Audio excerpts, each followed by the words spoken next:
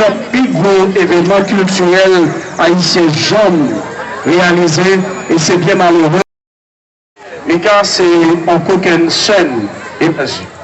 Et si Mika partit, mais ça qui est certain, c'est que Zèv Lio a prêté. Est-ce que Destra, la zone, la demande Destra, aux gens nos évoqueurs.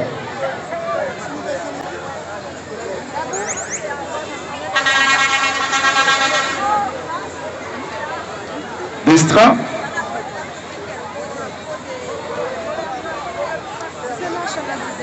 Zaïra.